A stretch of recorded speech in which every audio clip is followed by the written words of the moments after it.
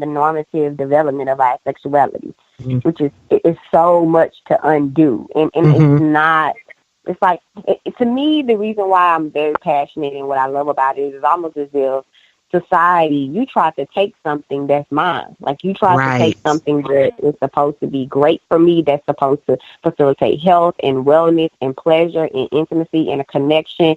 Like, shout out to Beyonce, who in her lyrics says, when the world is at war, let's just make love. Like, Mm-hmm. that to me, it speaks to the power that can create. Like, yeah, I need a space to go to, and you try to take that from me, and you try to give me a script. You try to tell me what that's supposed to be like. You try to handcuff me in that, kind of arrest my development and take the power that I have for it. And if there's Mm-hmm. nothing that motivates me more, it's to take back something that belongs to me. Like, you don't get to have that. And so I Yes. think that work is what excites me and kind of, gets me going. The biggest issue, though, is to help us realize it's been taken, like that it's Mm-hmm. rooted in a context. It's rooted in a socialization of negativity and oppression, and that's not always easy to undo. All the shows I've done, and people have called in and given their feedback, somebody has consistently said, well, during a sexual encounter, or, when I'm thinking about this, or I'm with my partner, there's some type of negative message that have crept up and took them out of the moment that's interrupted this supposedly beautiful process. And so I think that speaks the volume to the work that needs to be done, because that should not be the case. Like, Right. it shouldn't be. It's interesting. There's a social psychologist. I think she's a social psychologist. I'm sorry if I misquote. But she's been doing some research for a couple of years now on casual sex encounters, and mostly studied undergrads. And mostly studied, I think, predominantly white undergrads. But she's been doing a lot. She's had a big sample, so there's a lot of data that she has. And one of the things that she finds, and a consistent theme, is that even in casual sexual encounters, when she asks men about when she talks to the men about whether they were engaged, kind of what was their focus, their answer is always about, like, me. Like, me having pleasure, me reaching orgasm, like, that's my goal. And when she asks women, there's this trend where women are always like, I want to make sure he's having a good time. And so for me, that really reflects, like, this, especially in a heterosexual context, this the crux of the problem, right? If both people are focused on his pleasure, then who's focused on her pleasure? Yeah, that's pretty big. That's problematic. It's problematic. And so I think it's a powerful statement for women to say, no, my own pleasure is important, and I'm investing in myself to undo the damage that's been done, to co-opt my beliefs that it shouldn't be important. I need to inform myself. I need to educate myself. And I also need to, like, get in tune with myself to be able to figure out what does bring me pleasure? What do I like? What don't I like? Right. And I think that piece. Oh, can you answer that? Can I add to that? Oh. Did you hear all my attitude in that? Can you answer that? Yes, let me answer that. What would you like to add? When I'm thinking, no, seriously, let me add to that. I think the other part of the conversation that's really important is not just finding that power, not just overcoming that shame, but acknowledging what it really means as a woman. Because to men, sex is something quite different than it is for women.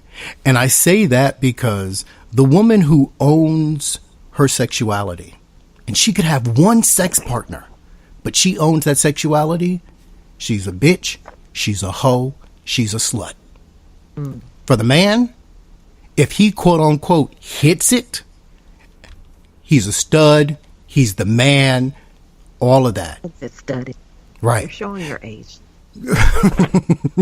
What's it study? Let me be very clear. I still use the word stud on my MySpace page, so you're going to stop mocking me. No, but I think you make a good point. I'm glad you bring that back, because so when in all the ways that you've heard LaWanda and I talk about this piece of like my sexuality has been taken from me, or my right to have pleasure, and that oppression is involved. For me, that's how it shows up. It's that we have some social structures around what womanhood looks like, around what's appropriate for women, that are way more restrictive for women than they are for men, such that we end up in like, so I'm teaching a course this semester at U of H. That's the title of the course is sexual counseling. And so we've had lots of conversation around this stuff in the class so far this semester. And so somebody told me about this horrible metaphor about a lock and a key. Have you heard this? That like, so I guess the key represents the man and the penis, and the lock is the woman or something like that, and the vagina. And so it's like every key can open a lock, but not every lock can be opened by the same key or something like that. That is the mentality of sexuality, right? So it's about almost, and exhausting. I think the job that the two of you are doing is amazing, and all the women who stand in solidarity with you on this issue are amazing, because you're almost, in an essence, teaching women that to be a woman is not defined by the denial of your sexuality, but the acceptance of your sexuality. But I think both of you used the term revolutionary earlier. That is exactly what it is. And that's why the patriarchy wants it to stay oppressed. Oh, yeah. Don't worry about having that orgasm. I had one. I'm going to go to sleep now, right? Good night. Yeah. Turn out the light. Right. Yeah. Yeah. I mean, I think there is real, like for me, I'm absolutely clear. There's a real investment in suppressing women's sexuality, and really this idea like women can come to their own sexual pleasure independent of a man, right? That shakes up the structure in a different way. You got to come at me in a different way. You have to partner with me in a different way if I can stand empowered in my sexuality around that. Yeah. I completely agree with that. Like, yeah, it's always amazing to me the links that people go to maintain oppression. It's just so foreign to me, because I'm just always hoping for freedom, wanting to make certain that I am giving people the space to be free, that structures and beliefs and ideologies and worldviews that have been perpetuated. It just always, I never stop being taken aback by it. Like, you know, it's Tomas kind of like laid that out like that. And of course it's something that we know, but like every time I hear it, it's always just like jarring. Like really, you know, like you put so much energy into that, and that is just so, I don't know, it's just so foreign to me. So it always kind of takes me aback.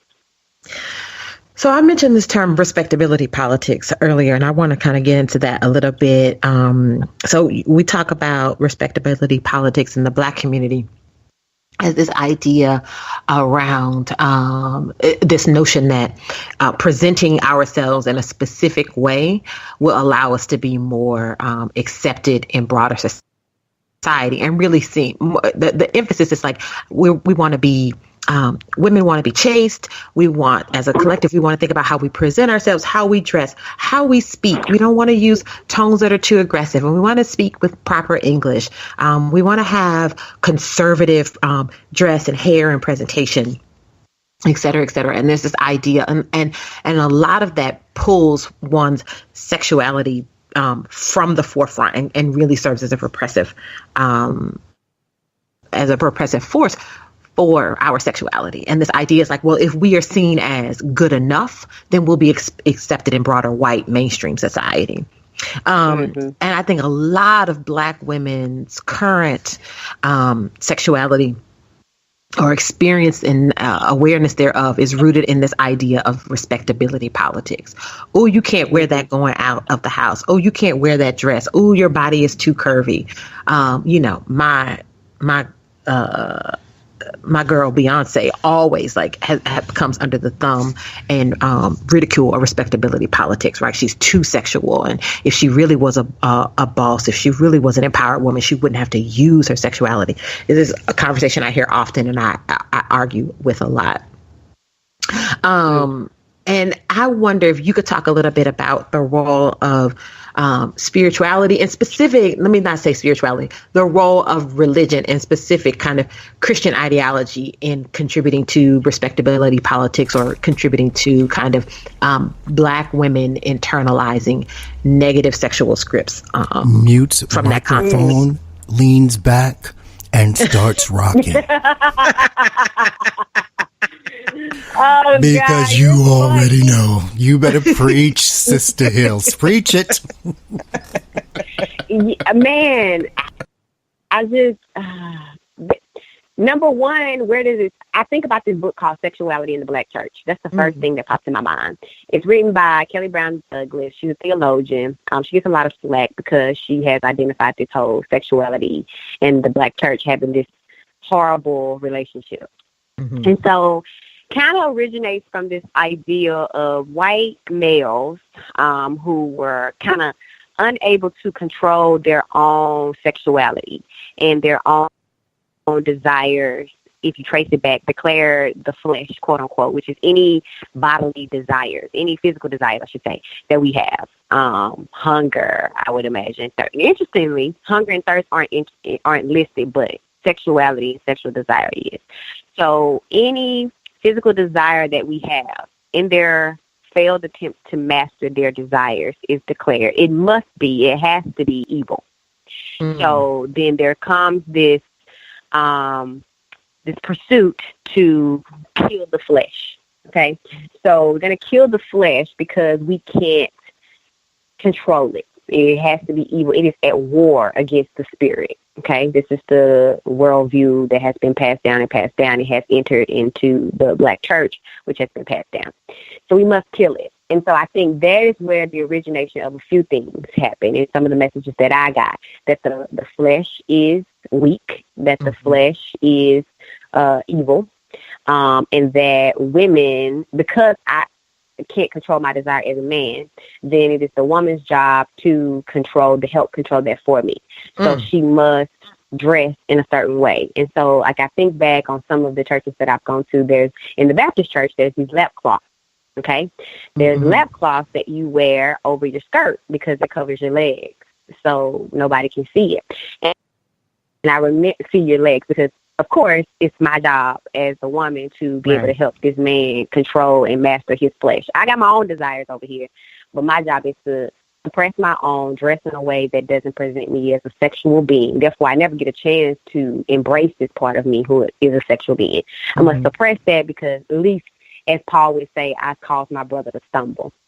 So then there's that piece of, destructiveness passed down. And nobody stops to critique that because it's coming from the pulpit, and you have this whole other piece of socialization that, you don't question God, which basically means you don't question man.